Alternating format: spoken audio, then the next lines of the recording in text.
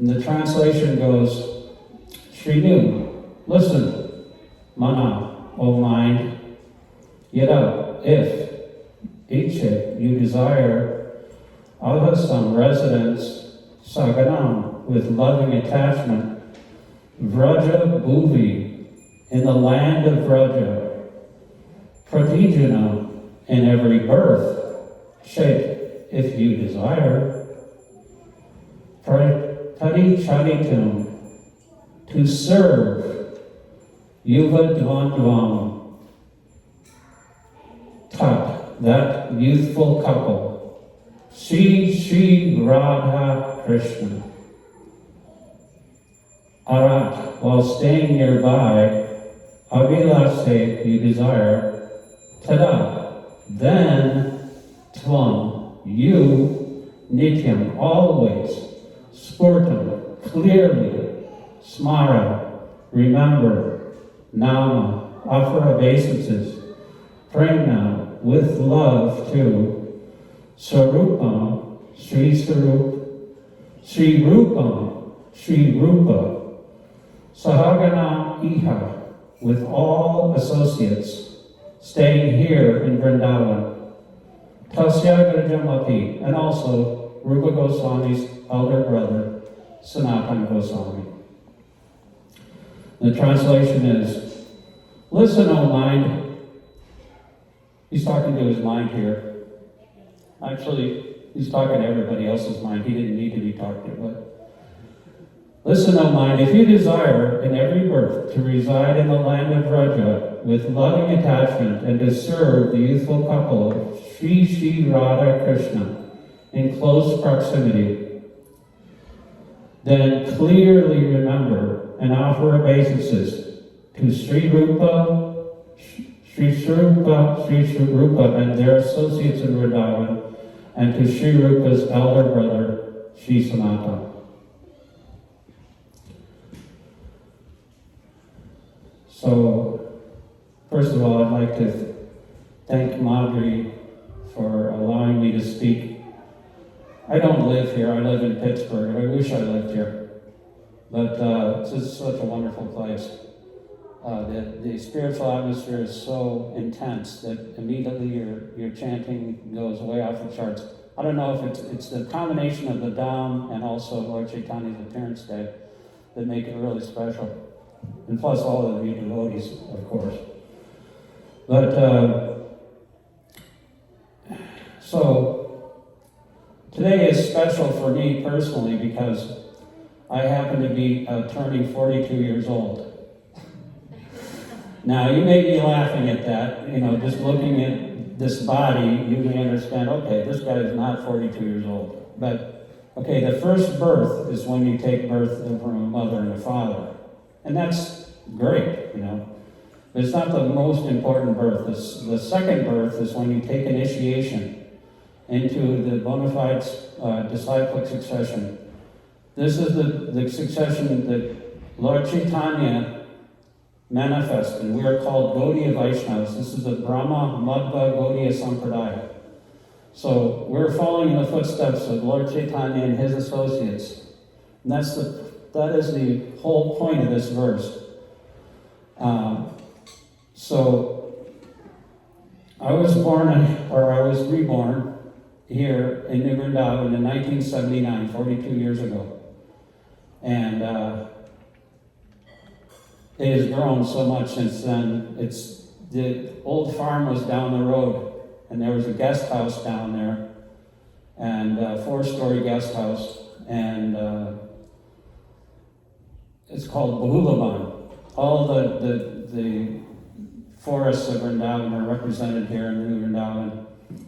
But the Bahulavan, they had a guest house, and the bottom floor was a prasadam hall.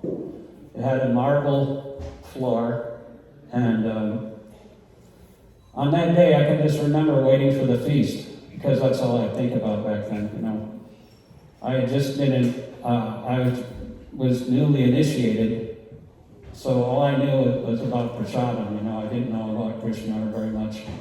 So I remember talking to one devotee, and they had a little cubby hole in the back of the room, on one side where they put the prasadam in, and they filled it up. It kept coming and coming. Big stainless steel milk cans full of sabji and different kinds of sabji and dal rice, and then they bring in like trays of sweet balls, like simply wonderful sweet balls, and gulabjamans and all kinds of sweets, and then big multi-layer cakes with strawberries on top. And I just remember just seeing that they filled up that room and they started filling all around the prasadam walls. And I was talking for about half an hour, I think, and it finally stopped. They were done. But it was a total of 108 preparations. 108 preparations on this day in 1979. They used to really go all out for serving prasadam, because that's one of the main things in Krishna consciousness. That Krishna is, you offer him prasadam, and we take the remnants. And it's wonderful because he actually tastes it. So we couldn't eat it all, because we're only human beings. And so what we did is, like back in the old days, we used to have food fights. And I remember Siddhārtha Prabhu standing up and just, with a handful of simply wonderful sweet balls, just throwing them as hard as he could across the room. And they actually used to do that here in this temple room too, in the 80s. I remember in Govardhan Puja, they had a big mound of halava and all different kinds of sweets and cookies and sweet balls and everything. It's usually right in the middle of this area here.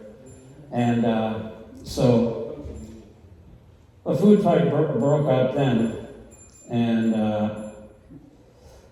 there ended up being like a half an inch of halava smeared all over these parquet floors here. And so that was the last time that happened, because some poor soul had to clean all that up at 2 o'clock in the morning. And so, all the buzzkill temple, authorities just put it into that. So that was the end of our fun. But hopefully we've matured a little bit since then, hopefully, and we can start relishing the pastimes of Lord Chaitanya and the Srimad Bhagavatam, and read and understand these books. Because that's really what has cemented this movement, is Prabhupada's books. And so this verse is called Splendid Instructions of the Mind. It means it's a methodology by which a person can overcome their internal obstacles. We have so much dirt in our heart. It has to be cleared off. By chanting the holy name and by associating with devotees especially, it chips away at our heart. My name is Śikṣāṣtaka. And in that verse, it says, it cleanses the heart of all the dirt accumulated for years. So we've had life after life, we've had all this dirt accumulated on our hearts, and it needs to be chipped away at little by little bit. It can be when you come to a holy place like this, and when you actually chant in the association of devotees who are very, very enthusiastic to serve Lord Chaitanya, then it becomes it not only, you have to get it down there and deep and with a pickaxe and a shovel and clear all the dirt out, but when you come here, it's like an explosion. It just blows all the dirt out of your heart. And you can see everything clearly. You can see yourself, you can see Krishna. And so, first of all, I'd like to attribute some of the ideas in this class to a commentary on verse 3 by His Holiness Bhaktivedanta Gosvāmī, who is a leader in ISKCON in Russia. He manages the Russian devotees over there. He's got thousands of disciples. He's a wonderful devotee. He's such a wonderful writer. And when I was reading this verse, he commented on this verse in the Manaḥ-śikṣā. And I was just so enthusiastic when I read that verse that I felt some of the esoteric things that he was talking about, I never really cemented in my mind, but he has a way of explaining them in such a way that you can understand them easily and even, transmit that knowledge to other people. It gives you the energy and the Shakti in order to communicate. So yesterday, he was on a live YouTube chat in India, and he was talking about how Sri Chaitanya Mahaprabhu is the only one who introduced the point that Krishna is rasa. Krishna is rasa. Raso Vaisa. He is the pure sense of eternal bliss. And I'll explain a little bit what rasa is. These are kind of esoteric terms that don't have an English equivalent. But Krishna is the essence of rasa. And it's not Krishna himself, or even Radha and Krishna. Or it's actually all of the devotees, all his intimate associates in Vrindavan. And it's their relationships, their emotional relationships, which can constitute rasa. Rasa means loving relationships, and as Gauranga said, Prema Kumarta Mahan. Prema means love of God. Love of God is the goal of life. And so, no one else but Lord Chaitanya Mahaprabhu revealed that love of God as completely. I mean, even in the Bhagavatam, the Bhagavatam is a wonderful scripture, and it's so sublime. But Śukadeva Gosvāmī never mentioned it very much. And even though rasa is mentioned in the Bhagavatam, it was never fully realized until Lord Chaitanya appeared, and he explains the Bhagavatam. If you want to understand the Bhagavatam, you have to go through Lord Chaitanya Mahaprabhu. So, Śukadeva Gosvāmī, when he explained the Bhagavatam, he's such a wonderful, self-realized soul, but he didn't even mention Srimati Radharani. He didn't mention her name in the whole book, because it's so sacred. And so, Lord Chaitanya, he saw that and he said, okay, well, I'm going to mention it then.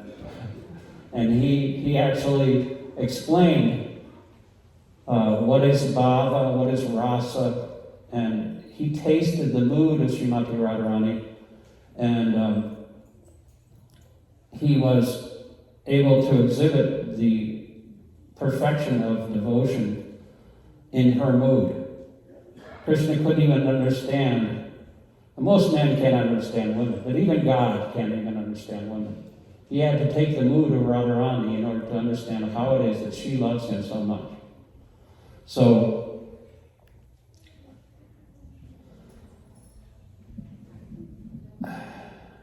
Raghunātha Das Gosvāmī, his prayers are addressed to his mind, but now they're more relevant to our minds than his mind. But these are he asks us to follow these recommendations. If we follow the recommendations of Sri Manaḥ-śikṣā, Raghunātha Das Gosvāmī's book, we can step by step go from the beginning point up to love of God in a very simple, methodical way. This is a science. It's a science of emotion, a science of rasa, a science of bhava. And Bhaktivinoda Thakur, in his commentary on this verse, he explained that raga, there's a word in this verse, it's not in this part, but it's Shri Ragam. Shri Ragam refers to Ragatmika Bhakti. The practice and perfection of pure bhakti is categorized into three states. Number one, sadhana bhakti, that's the practice, devotional service and practice. Bhava bhakti, beginnings of devotional love. And prema bhakti, mature love of God. Although not all of us are on the level of prema, Bhaktivinoda advises us, we might be impatient, but where is the love, So he advises us to be patient and go through this process of purification by following the instruction of the Gosvāmīs very clearly and very sincerely, and serving with a serving attitude, serve Lord Chaitanya Mahaprabhu. And this is explained, the process is explained by Rupa Gosvāmī in his Bhakti Rasamrita Nectar of Devotion, 1.5.15 through 16. Someone who follows a particular sadhana or a way of life designed to realize the goal of one's ultimate ideal, whether it is merged, that's not it.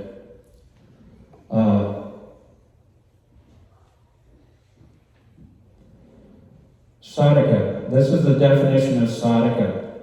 These instructions are sadhana bhakti begins with faith. Faith is followed by association with pure devotees, sadhu sangha, and engagement in devotional service, bhajana kriya. Removal of unwanted desires in the heart, just like I was talking about. That's called anartha nivritti. That's chipping away at all the dirt in our heart by chanting and by associating with devotees. And then firm faith in the process of bhakti. That's called nishka, an experience of taste in performing activities of bhakti. When you actually begin to receive a taste for the activities of bhakti. Everything we do can be filled with bhakti. And, Krishna says, whatever you do, whatever you eat, whatever you offer, give away, whatever activities you perform, just do it as an offering unto me. And so whatever we do can be activity, and when we have a taste for that, then actually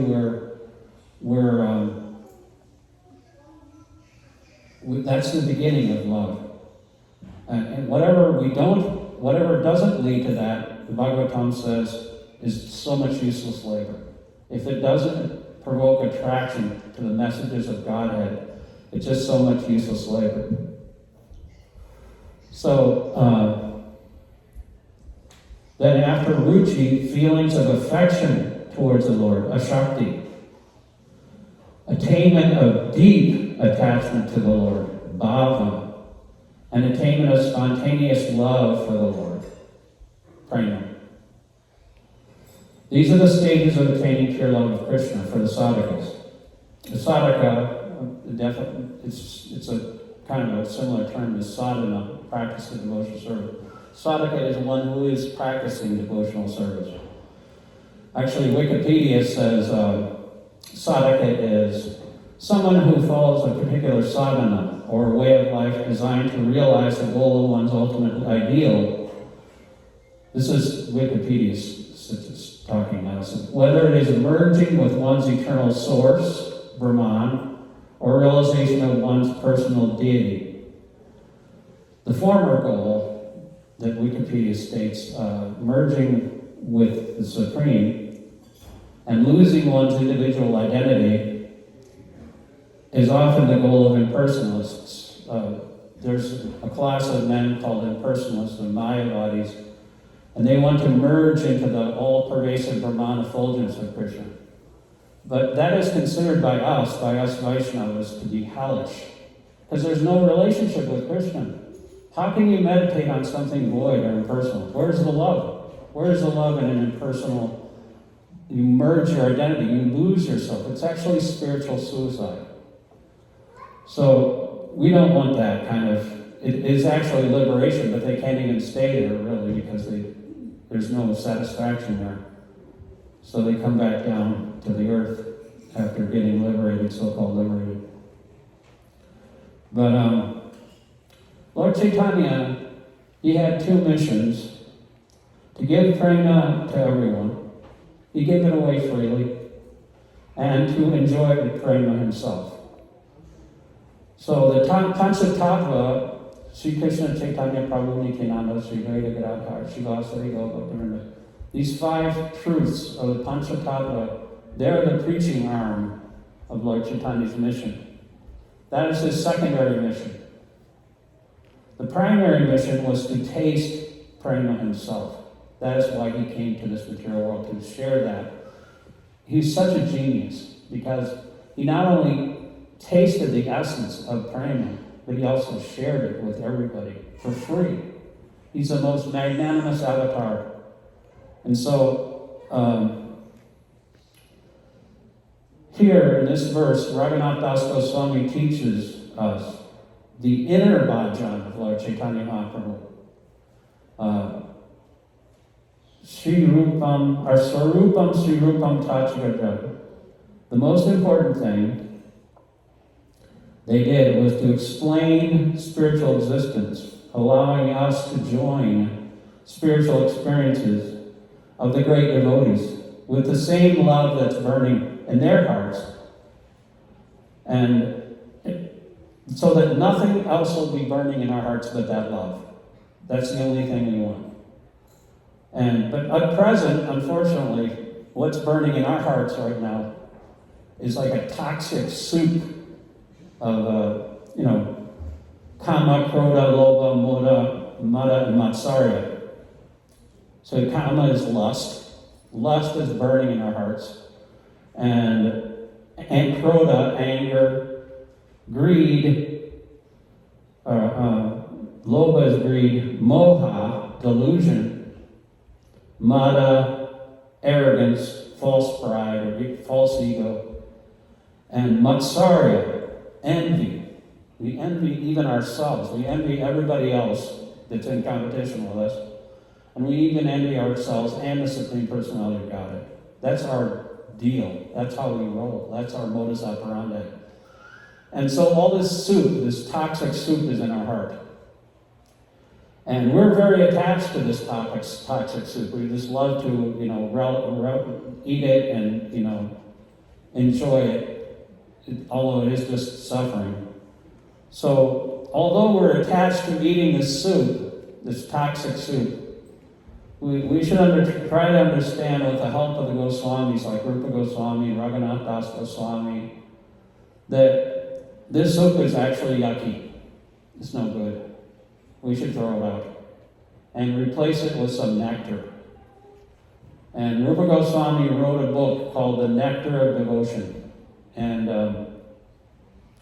Nectar of Devotion explains how spiritual emotions can be attained.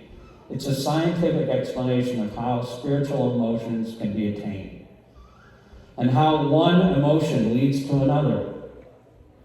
It's all based on how he understands Lord Chaitanya's mind and heart. Rupa Gosvāmī was one of the few devotees who actually understood Lord Chaitanya's mind, because he could enter into his heart and understand what he was thinking and what was his inner bhajan. So just like I said, my name is Śikṣāṣtaka. If you ever read the Śikṣāṣtaka prayers, the 20th chapter, the final chapter of Chaitanya Charitamrita, you can follow the step-by-step mind process of Lord Chaitanya as he's going through each and every verse. He's explaining, he's tasting the verses himself, and he's explaining it to his 2 friends, Ramananda Roy and Sir Damodar. And so this is why we follow. We're known as Rupanugas. Rupanuga means those who are followers of Rupa Gosvāmī. This is who we are, because he very clearly wrote down all this scientific explanation of this process of emotional, progressive Aryan philosophy up to the highest level of prema. And that's why we offer obeisances to Rupa Gosvāmī. Every morning, I just said it, those of us who have been devotees for long enough have memorized this verse. Sri Chaitanya Manovistam Stavita Amedavutale Swayam Rupa Kadamayam Tadati Svapadamika, which means one will, Srila Rupa Gosvāmī, who is established within this material world the mission to fulfill the desire of Lord Chaitanya, give me shelter under his lotus feet. So Rupa Gosvāmī, he actually entered into the mind of Lord Chaitanya Mahaprabhu.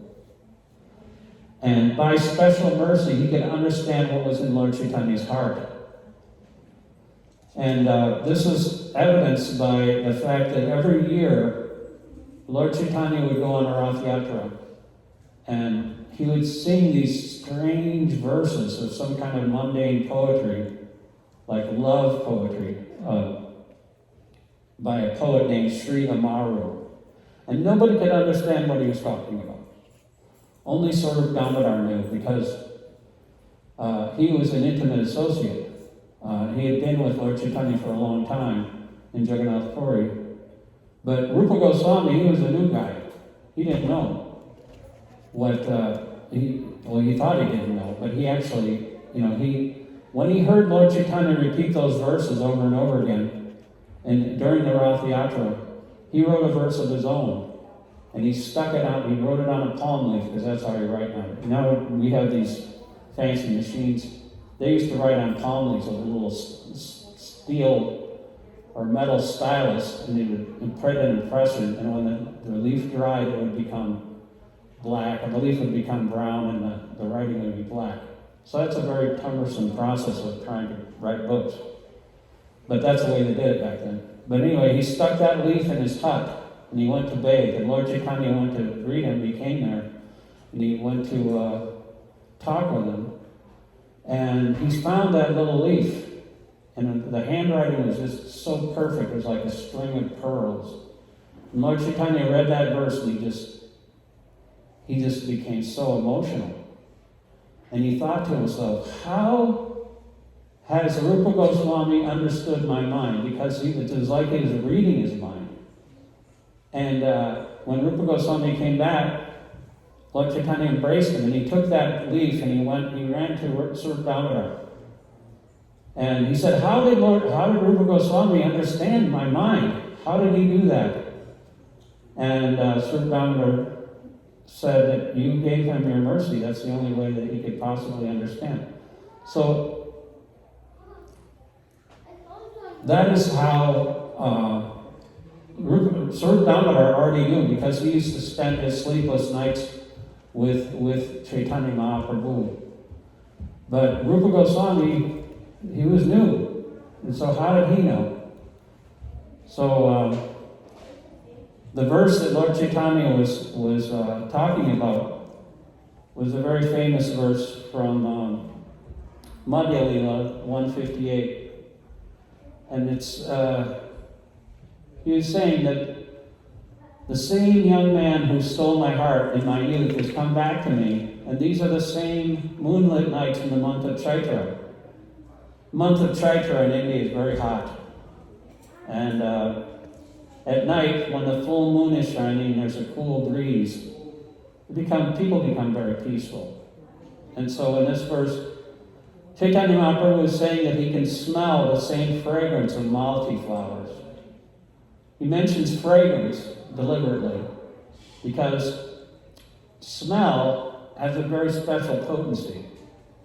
It's able to carry us back to a situation that we've almost forgotten. And suddenly, by smelling a particular fragrance, we're transported to where we once were, even if the situation only exists in our mind. Because Lord Chaitanya wasn't there in the past times. Well, he was there. But, he is Krishna himself. But, it transports the mind back into that situation when we just smell some malati flowers. And he says, it's the same smell that was once there in my youth, and the young man who stole my heart then is back again. The same breeze is blowing, and the same fragrance of malati flowers is wafting in from the Kadamba forest. And I'm the same too. But nevertheless, I'm unhappy.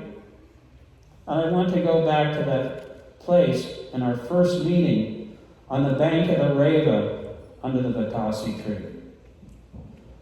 And so everyone honored and respected Chaitanya Mahaprabhu, but they couldn't understand a single word he was saying. But, you know, I don't have the verse in front of me, but Rupa Gosvāmī wrote that verse, and he was just... A similar thing actually happened to Srila Prabhupada when he was under the guidance of his spiritual master, Bhaktisiddhanta Saraswati. He wrote a very nice poem for his Guru Maharaj. And when Bhaktisiddhanta Saraswati read that poem, he liked it so much he had all his disciples read it again and again and hear it, because he was so impressed that he's understood my mind. This Srila Prabhupada, this Abhay Charan, he's understood my mind. And especially two lines in that verse, or that poem, goes, absolute is sentient, thou hast proved, impersonal calamity, thou hast moved. So, this verse is about following in the footsteps of the previous acharyas, Rupa Gosvāmī, in Prabhupada's case, Bhaktisiddhanta Saraswati. And so, if we follow in the footsteps of these great devotees and imbibe their mood and follow their instructions in their books, they can guide us all the way to the highest level. And so, if we're lucky, if we do that, then Chaitanya Mahaprabhu himself will give us his mercy, just like he gave all of his Shakti to Rupa Gosvāmī. And Rupa Gosvāmī took all that energy and he was able to actually communicate that to others in the form of his writing. He gave them the ability to communicate all these wonderful, the science of devotion, this nectar of devotion. And so, you know, we just have to follow in the footsteps and chant the holy name, and eventually, if we follow this like it's a guidebook, you know, we can understand what happens when we feel these sublime emotions, and sometimes we can't even understand what they are. You know, we might feel a little bit of a happiness when we first meet the devotees, but then we don't know if it's a boss, if it's just like a shadow of chanting, or if it's real. And but Rupa Gosvāmī has categorized all these emotions, and he teaches us how to relish them on a step-by-step basis. And so Lord Chaitanya Mahaprabhu, he gave all this nectar out for free. He said, throw away that toxic soup you've been drinking and take this nectar. Just like and sometimes companies will give you a little bit of bottle of something, you know, for a trial, you know, they'll just give it away for free. And so Lord Chaitanya gives the holy name away for free. And he just says, take this, try it, you'll like it. And we do like it. But it's free only at first. It's only free at first. Then you have to pay for it. You have to dig out your anarthas. You have to throw away all the toxic soup out of your heart. And you have to work on yourself. And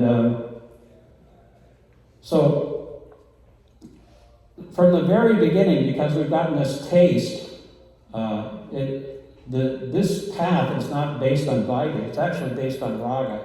Because we get that taste, you know, and we want more. It's like a carrot in front of a mule, you know, we want more. And so we'll do whatever it takes to get that. So at the same time, you know, Rupa Gosvāmī explains these obstacles, these dark things that are in our soul that present obstacles to our path for enlightenment. And it's like sooner or later you'll be besieged after a certain time in Krishna consciousness, you'll be besieged by a dark night of the soul. And so we don't understand what's going on. You know, what happened to all the nectar? Where did it go? And so to guide us, he wrote the Bhakti Rasamrita Sindhu. And to remember him clearly, and to remember his instructions, then, and understand the way and how to avoid these obstacles, how to recognize them, and how to clear our minds and hearts from these obstacles, and then we won't get lost in the forest of material, life. And so Narottam Das Thakur is another great acharya in our line. He wrote songs, a very simple Bengali song, and he also sang Raghunātha Pade Hoibi Akuti. When will I be able to understand the words of Rupa and Raghunātha, so that by their virtue, the treasure of love for Radha and Krishna, the understanding of this love will awaken in me? So, ordinary love is very difficult to understand. Even ordinary love, There's a great authority on mundane love called Pushkin, and he used to speak about it. Even ordinary love, it's impossible to understand how it appears and disappears. So what causes it, what destroys it? And so, if we can't even understand mundane love, what to speak of the love between Radha and Krishna? But at the same time, that understanding is our goal. We have to try to understand what the highest prema is, love of God. So Lord Chaitanya Mahaprabhu appeared on this earth to explain and make that love possible and achievable. If you go read his verses, you can see how his mind is working and how his emotions are going from one point to another. Rupa Gosvāmī and Surkambar, they wrote all these things down so we can actually understand. We're followers of Lord Chaitanya Mahaprabhu. We're followers of Rupa Gosvāmī. And so there are two fundamental concepts. One is called bhava, and the other is rasa.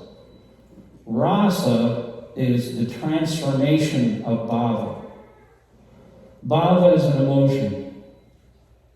So let us examine bhava, not in the spiritual sense, in terms of our philosophy, but in the worldly sense, and so we can all relate to it.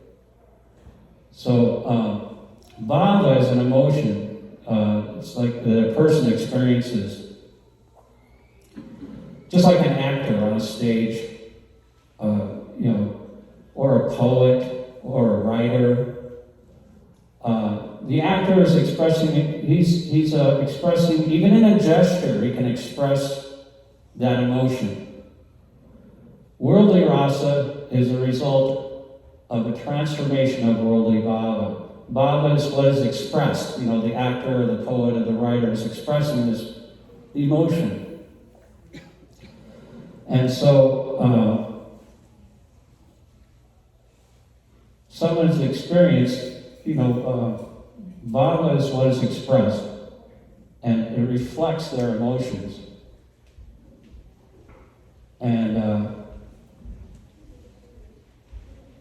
what has not been, I might not have been in that situation. I don't know what the writer or the poet has felt, but we relate to the experience of the writer or the poet or the performer.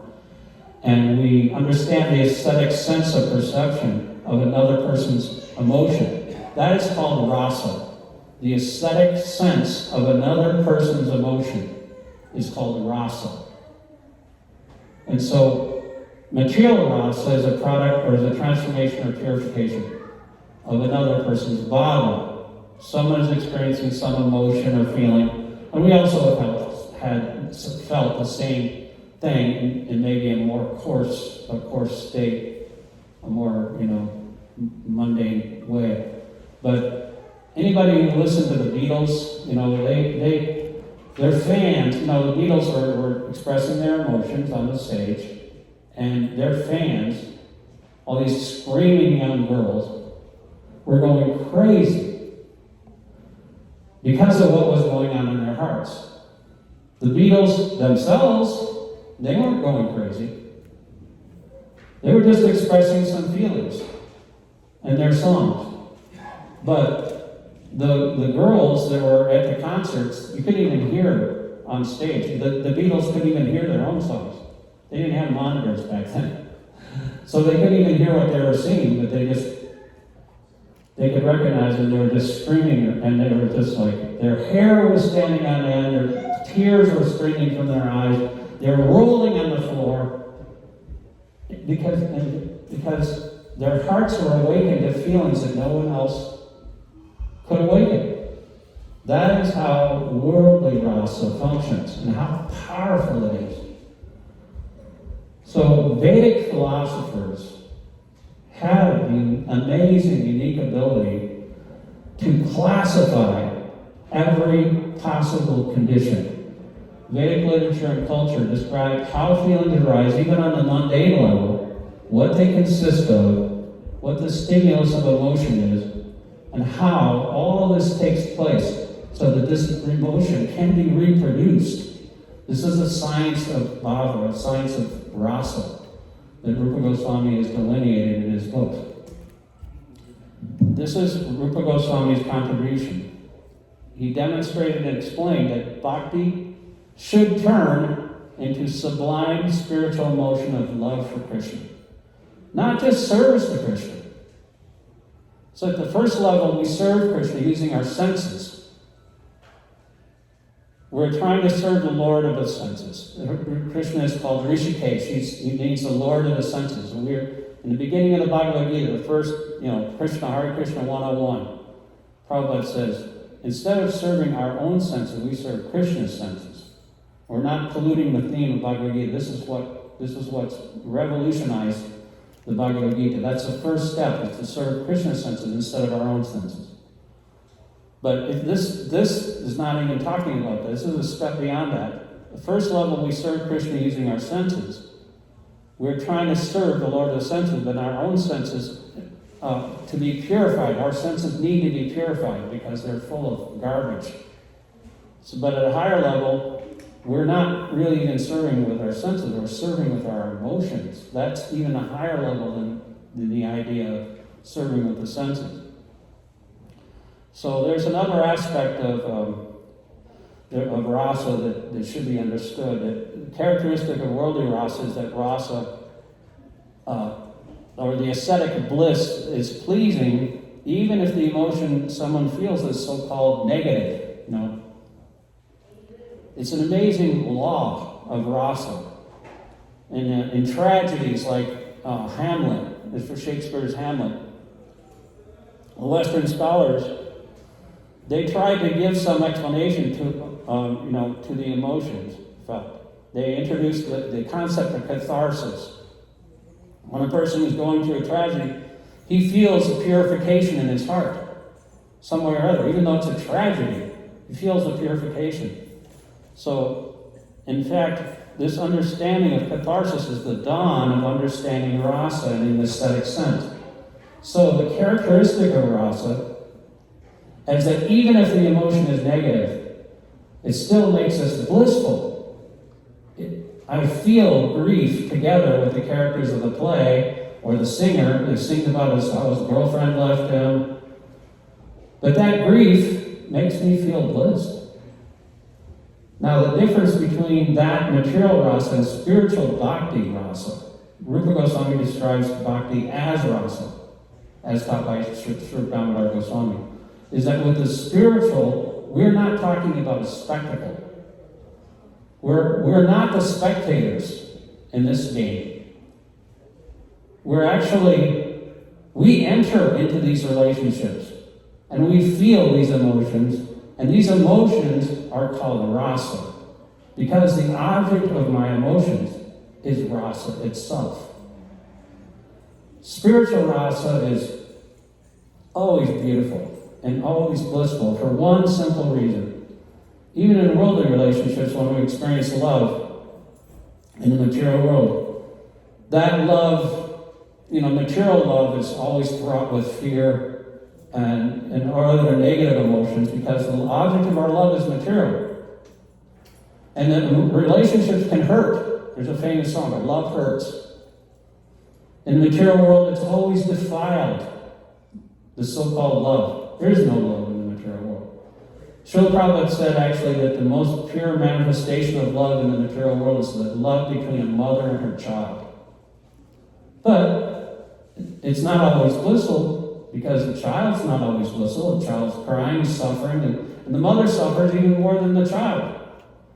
So therefore, material love always contains this duality between love and suffering. But when we love Krishna, he feels happiness. Krishna is always happy. Even when he's crying and saying, "Why have you abandoned me?" He's happy all the same. Therefore, when we love him, our love is always blissful. Krishna is always rasa. And when we fall in love with him, our feeling is always blissful. Only love for Krishna can make a person truly happy. And this love is attainable thanks to Rupa Gosvāmī. Rupa Gosvāmī made use of the worldly rasa theory, the theory of aesthetic bliss and aesthetic pleasure that a person experiences contemplating some display of emotions.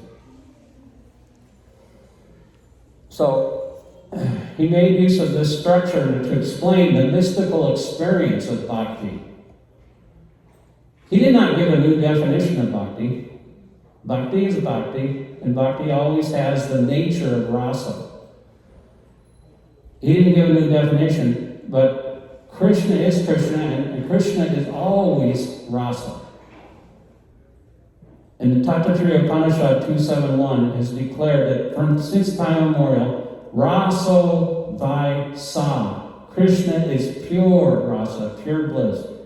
And Rupa Gosvāmī has made use of this structure to explain to us in a way that we can approach the original pure rasa, the Adi rasa that is Krishna, as quickly as possible. And Rupa Gosvāmī described this structure so that we could attain it right away. Now, there are some people who were inspired by Lord Chaitanya's example back when he was on this earth. And, they tried to imitate Lord Chaitanya's feelings of emotion. And you can do that. You can throw yourself on the ground, start rolling on the floor, and rub your eyes with some onions. It's not really that's called a damba. It's an artificial emotional state. It's a manifestation of deception or pride. It's not really rasa. It's a manifestation of one of the anarthas in our heart. And so this is what this Manaḥ-śikṣā is talking about, how to get rid of this pride or these dirty things in our heart, that we want to imitate the real thing. So, there are many sahaja sects. Sahaja means that, a fake display of emotion, taking on the emotional relationships of Radha and Krishna, and taking it very cheaply. And it's actually just a manifestation. Oh, look at me, I'm such a guru. I'm rolling on the floor and crying and, making a fit.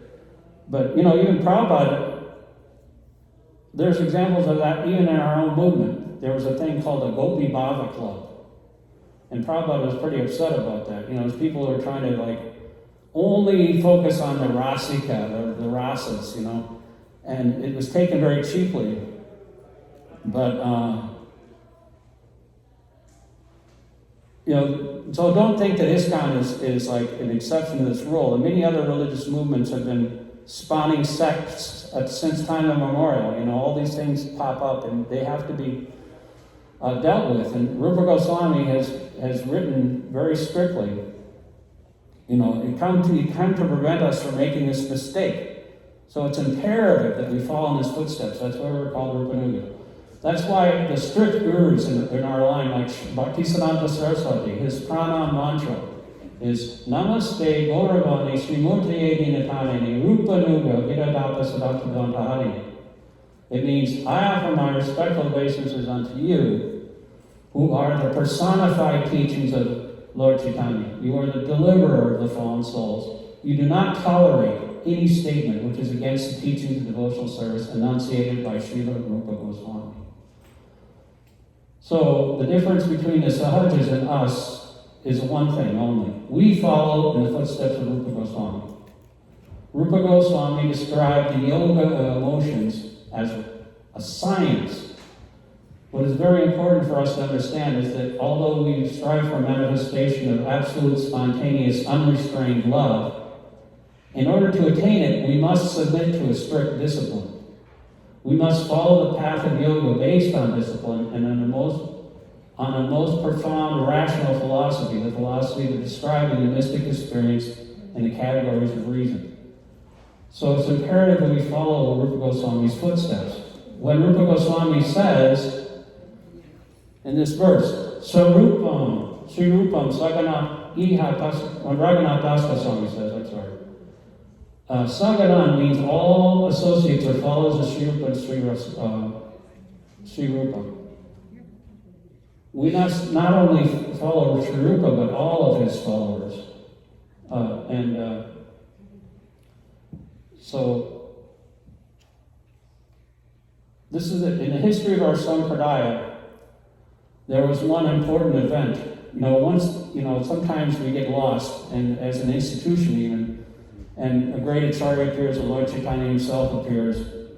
And there was one important event that happened about 40 or 50 years after Lord Chaitanya appeared. It was held in Katuri. And it was the first Gaura Purnima celebration. It was held in Katuri, place in India. Nobody knows exactly when it took place. But it was personally organized by Janavamata. Does anybody know who Janavamata is? Who's Janavamata? Lord Nityananda's eternal consort. Right, his wife. So, it was Lord Nityananda's wife, Narottam Das Thakur, Shyamananda Prabhu, Srinivasacharya, had all come from Vrindavan to Bengal with the books, with Rupa Goswami's books and Sanatana Goswami's books, written by them in Vrindavan. They took them from Bengal and brought them into Bengal. And the purpose of this festival was, above all, to establish the doctrine, the Rupa Goswami and Sanatana Goswami in Vrindavan, and bring it. And at the time, there was a lot of devotees in Bengal at that time, and it was, that practiced various practices in various forms. And the event took place, like I said, about 40 or 50 years after Lord Chaitanya's appearance, which is similar to the time frame that we're in right now. And some of the people that were personal associates of Lord Chaitanya, they started to leave their bodies. And so the others, they were inspired by his personality. Some of them began to become confused, and they started to speculate. And as a result, the whole movement of Lord Chaitanya was disintegrating into little sects because there was no single strict doctrine. The Goswamis in Vrindavan created this doctrine, but it also had to be established. And that act of establishment, the establishment of that doctrine, when they brought the books into Bengal, it happened in Katuri. The exact date, we don't know. But during that festival, this is 40, 50 years after Lord Chaitanya appeared. During that festival, just to bless that festival, Sri Chaitanya Mahaprabhu personally appeared with Nityananda Prabhu and danced with the devotees. And during the kirtan, the devotees suddenly saw that Lord Chaitanya and Lord Nityananda were dancing with them. In this way, they sanctified the whole festival and everything that took place there. And during this celebration, Narottam Das Thakur, he was the chief kirtanier. The wife of Lord Nityananda herself presided over it. And Srinivas Thakur, along with his disciples, helped coordinate the event. And Lord Narottam Das Thakur, his stepbrother, who happened to be the king of Katuri, personally built all the accommodation for these thousands of devotees. And visiting Vaishnavas came from all over Bengal, and he also assisted with the organization. But Janavamata was the Acharya at that time. She was the guru, the Acharya of Lord Chaitanya's movement. And she's credited for the fact And she united the movement of Lord Chaitanya Mahaprabhu into a single direction, and channeled it into a single direction.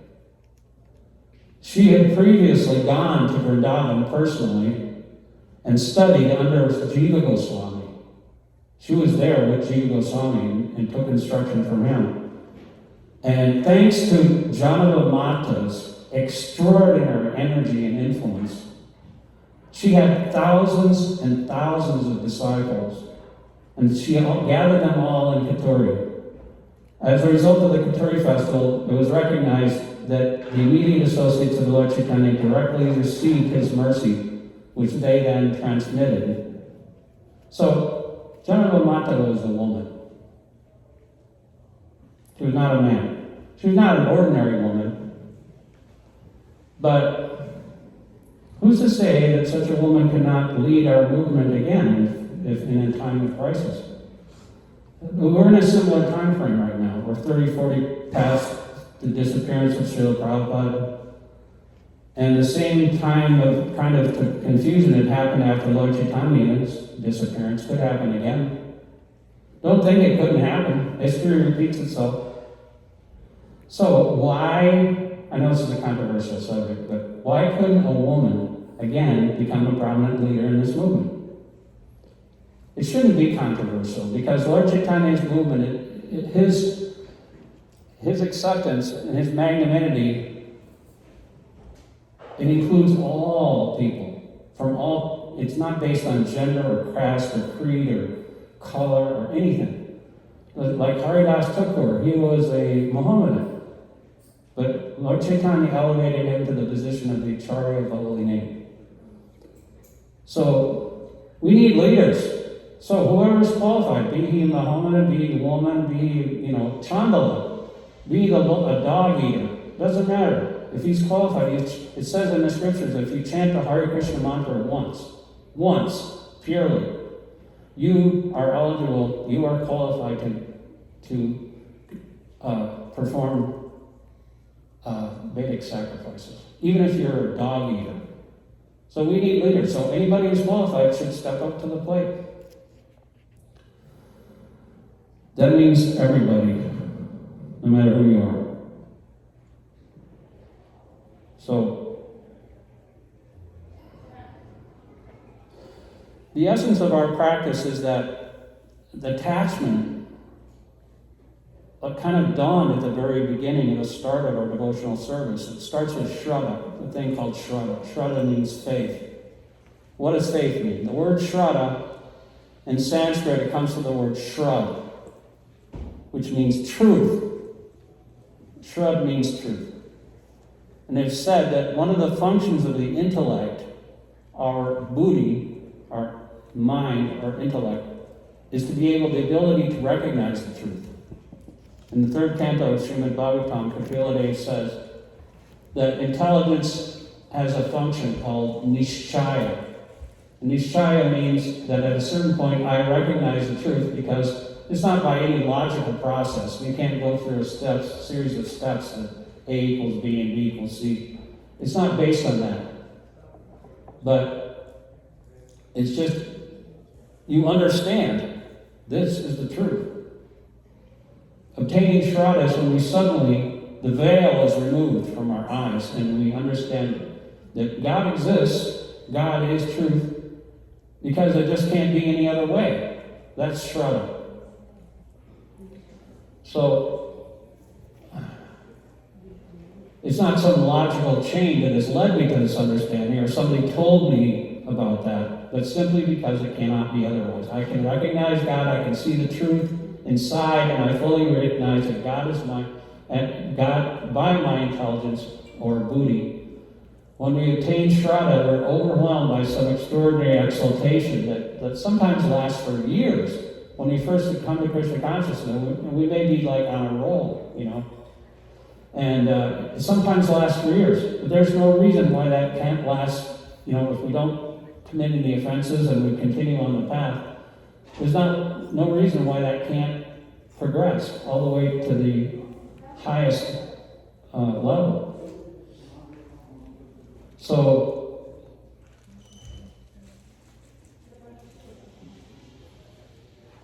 we finally realize, when we realize the truth, we realize that we found something that it's the meaning of my existence, and that previously everything else that would happen before is just pointless. Everything that we knew before is pointless. Just like Bhaktisiddhanta Saraswati, he had a disciple. He was the only Caucasian disciple. And he was, during World War II, he was imprisoned in an Indian prison camp. And along with another Jewish man, they were both from Germany. They didn't trust the Germans in India at that time, so they both were imprisoned in this camp.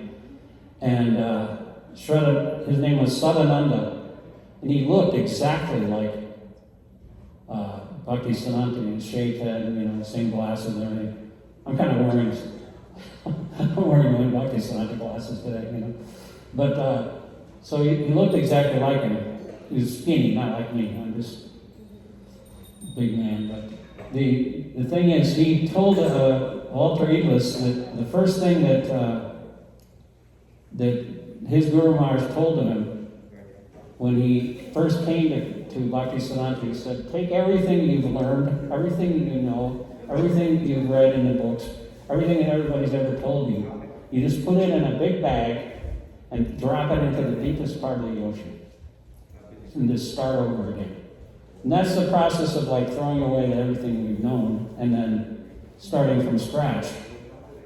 So that's the process of the truth. When we actually realize the truth, we realize we don't even need somebody to tell us that. But we do need a guru to tell us that everything that we've done in the past is complete nonsense because it had no relation to Krishna.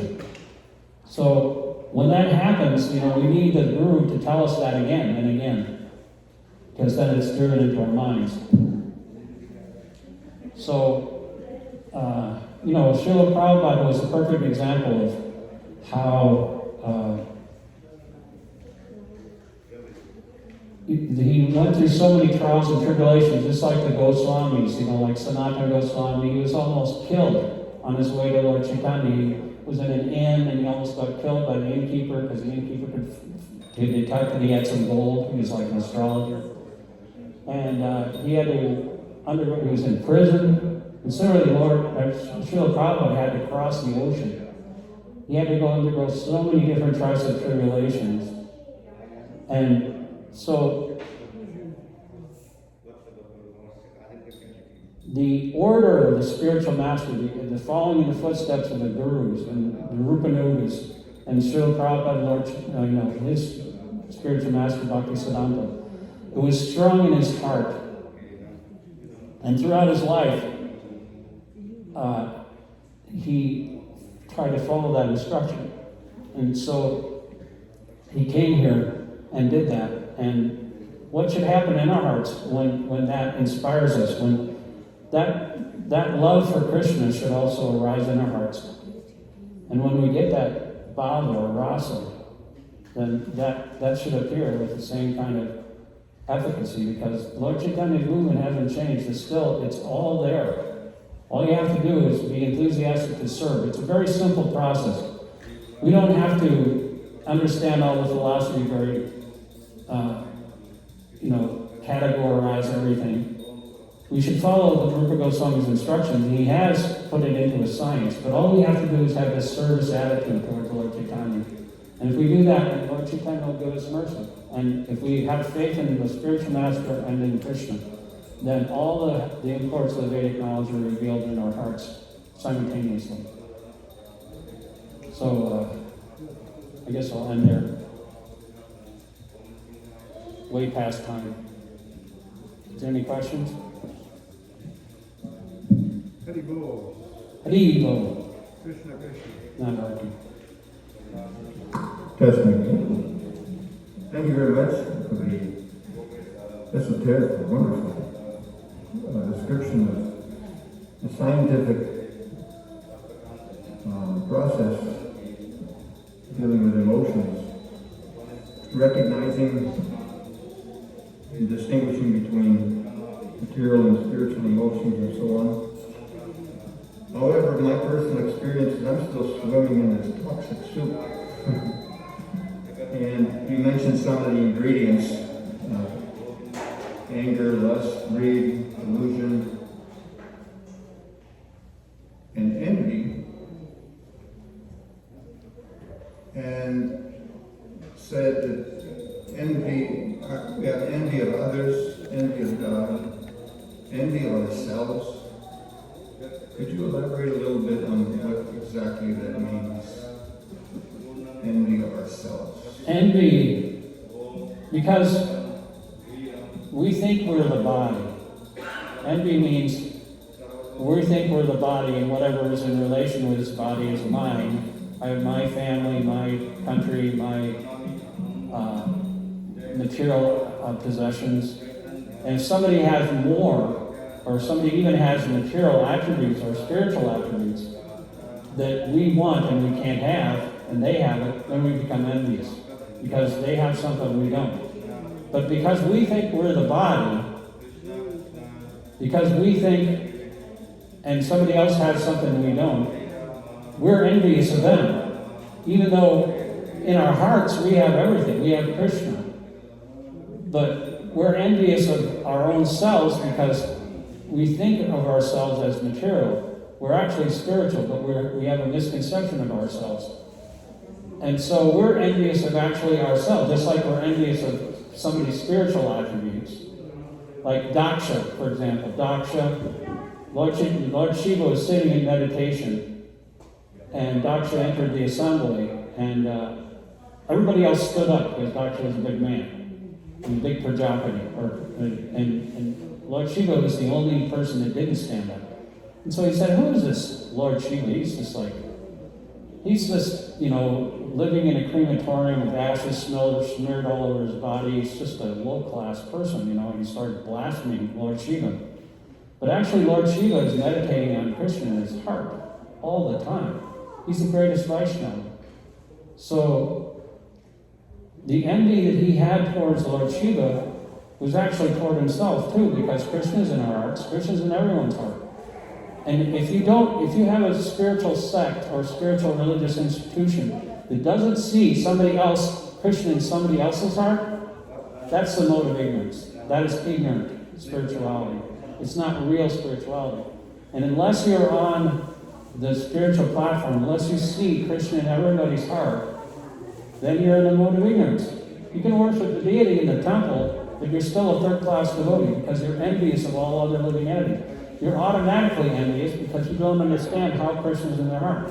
You worship Krishna, then somebody might be a little bit more advanced than you, and you'll become envious, And you're envious of yourself too because Krishna is in your heart too.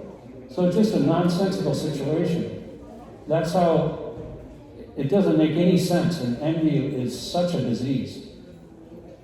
And to the point where Dāsa didn't, his daughter, Lord Shiva told her not to go there.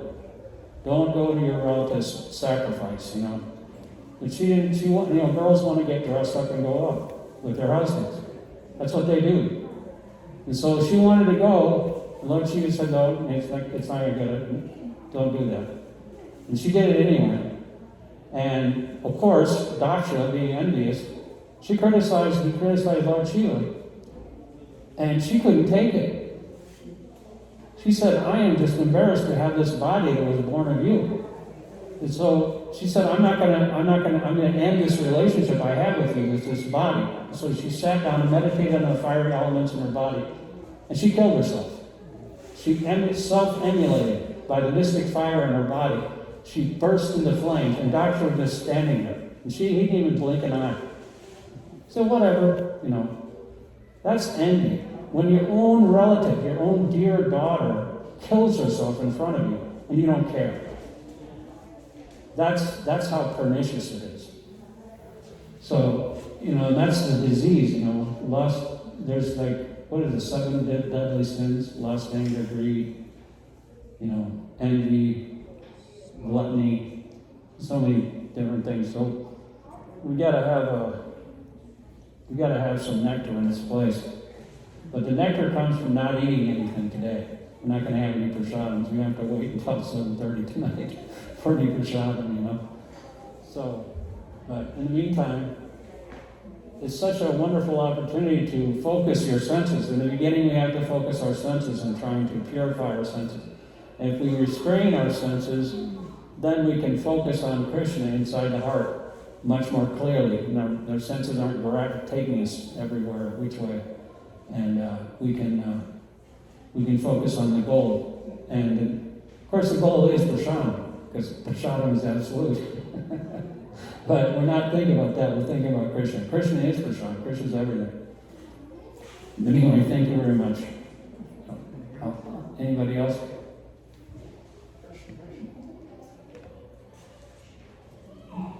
Hare Krishna. Hare Krishna. Thank you for your class. You had mentioned that within our movement and within the example of Chaitanya, that even a woman could be a leader, or even a Mohammedan could be a leader. I'm just wondering, because I'm pretty new to studying, what's the basis of saying that before chanting the Hare Krishna mantra that any of us are lower than others to begin with? Like, is there You mean women as a class? I mean, women or Shudras, or anyone, what's the basis Yeah, of Striya saying Shudra Sambhava. that people are lower than others before coming to Bhakti? Well, this is all material. All these material gradations, there are different gradations of different bodies that we have. And everybody has a different quality. We're born in a quality that we have, just like, and we're satisfied with that, and we can only perceive a certain amount, or we can only relate into the modes of material nature that we're born into. And it's not greater or lesser, it's just who it is, what it is. It's not based on any kind of hierarchy. That's the degradation of the Vedic caste system.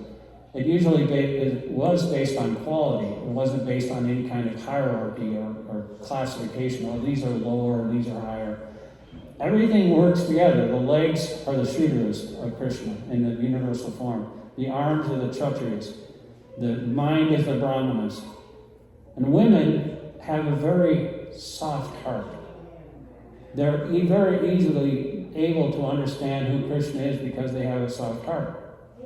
Much more so than men. That's why women should be in charge, because there wouldn't be very many wars.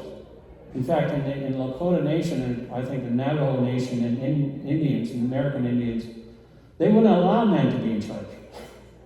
They couldn't even vote, because they're just, driven by their testosterone, and all kinds of calamities happen because they're so belligerent.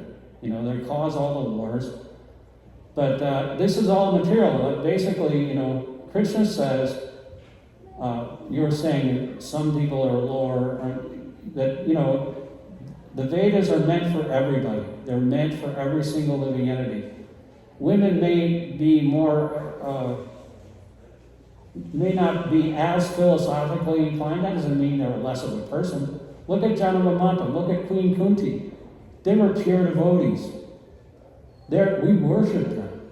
Look at I remember back in the 80s, I was in a darshan, and all the brahmacharis were saying, women are witches and this and that.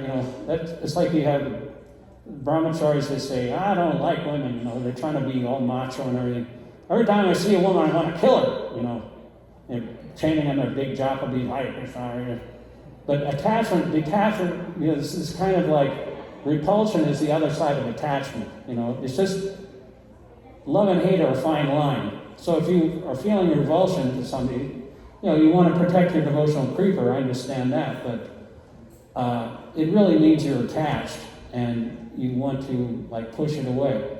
But a real devotee doesn't try to push it away. He's satisfied in himself. Like Haridasa Thakur, a prostitute came into him in the dead of night. She was Maya Devi herself. And she tried to trick him into breaking his vows because some guy was envious. Speaking of envy, some guy was envious of Haridasa Thakur and tried to make him fall down because she was getting all this adoration.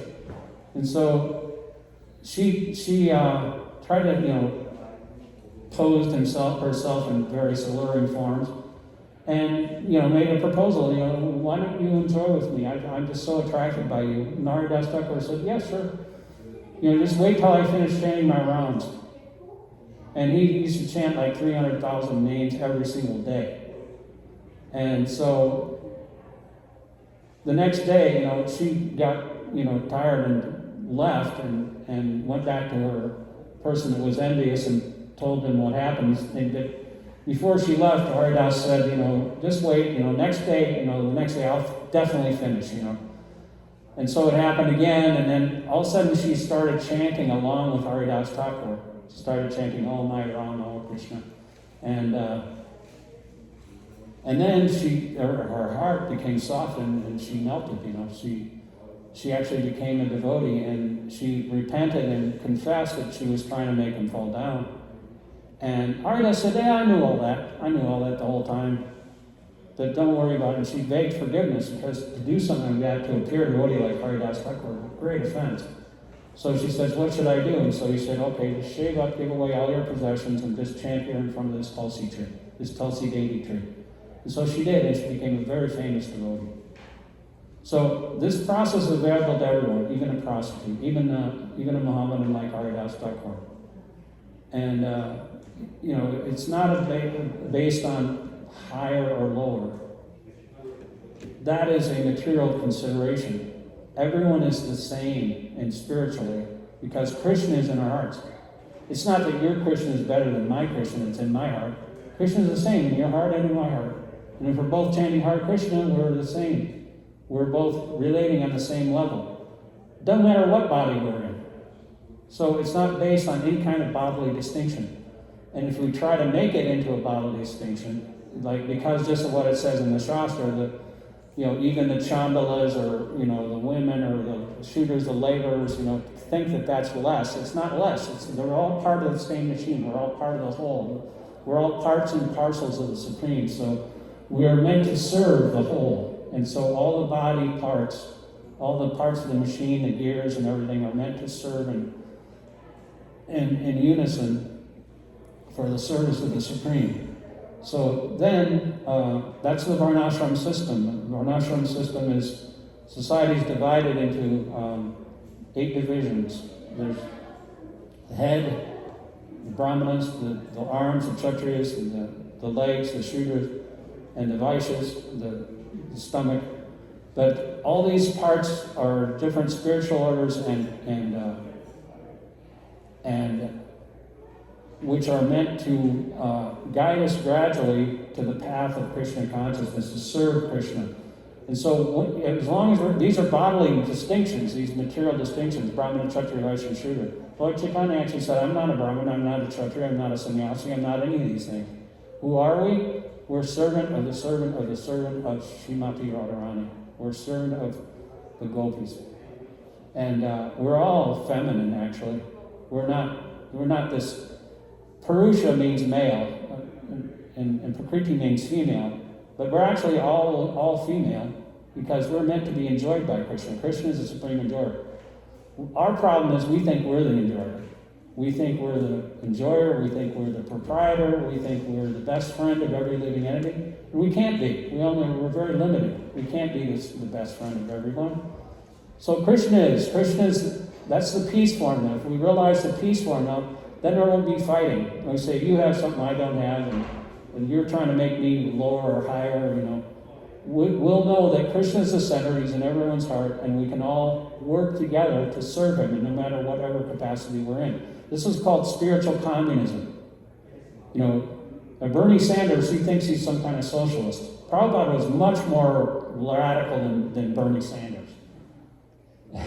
He said, okay, instead of everything being owned by the state, actually everything is owned by God. And so that is spiritual communism. So that's the political group that I want to be affiliated. I don't like to argue with anybody, and so I said that controversial thing about women just because it's based on everybody being part of Lord Chaitanya's movement, so it might be controversial now at this time, but, if we have leadership that will allow everyone to participate in Lord Chaitanya's movement, eventually, I think there will be probably leaders that are female in this movement. Gurus, initiating gurus, diksha. And so that's just my opinion. Who am I? I don't know anything. But, any more questions? We need to end the class because they need to prepare the yakya. Yeah. Yes. Oh, yeah, for sure. That's Varsana Swami. It's happening at 10 o'clock, right? Yes. Okay.